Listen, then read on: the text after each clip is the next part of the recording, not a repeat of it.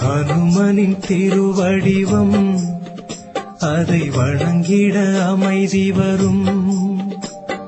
ஹனுமனின் திருவடிவம் அதை வணங்கிட அமைதி வரும். அவன் மாயை கடந்த இறைவன், நம் மனதை ஆளும் தலைவன்.